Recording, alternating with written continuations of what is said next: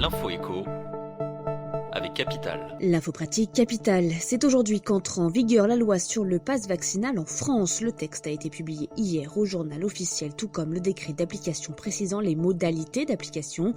Si la plupart des mesures avaient déjà été annoncées jeudi soir par Jean Castex, certaines précisions ont été apportées. Ainsi, à côté de lundi et des 16 ans, un test négatif ne suffira plus aux non-vaccinés pour accéder à de nombreux lieux publics comme les restaurants ou les cinémas. À noter qu'un test négatif de moins de 72 heures permettra toujours aux personnes non vaccinées de prendre le train ou l'avion à condition de présenter un motif impérieux d'ordre familial ou de santé. Retrouvez toutes les explications sur capital.fr. Le chiffre du jour, le 15, le gouvernement a décidé de repousser au 15 février la date limite de vente des autotests en grande surface qui devait s'arrêter au 31 janvier.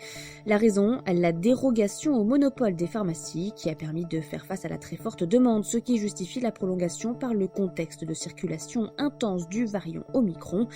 Près de 17 millions d'autotests ont été vendus en grande surface du 28 décembre au 16 janvier.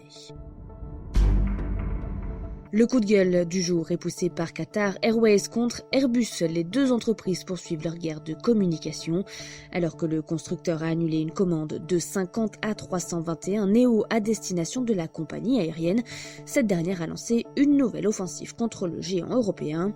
Pour faire entendre sa colère, elle a utilisé un procédé rare, la diffusion d'une vidéo pour montrer que les avions d'Airbus sont truffés de malfaçon.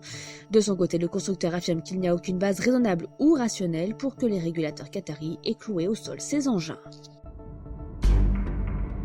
On termine avec cette quête qui inquiète autant qu'elle fait rêver. Le fondateur d'Amazon, Jeff Bezos, est en train de rassembler une équipe de scientifiques de haut niveau pour l'aider à réaliser l'un de ses rêves, atteindre l'immortalité.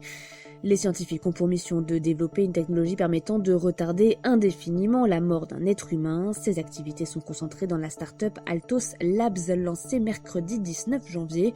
Au sein de cette équipe chargée tout simplement de vaincre la mort, 2 prix Nobel et des moyens à la hauteur des ambitions, la société dans laquelle a investi Jeff Bezos a réussi à lever près de 3 milliards de dollars pour son lancement.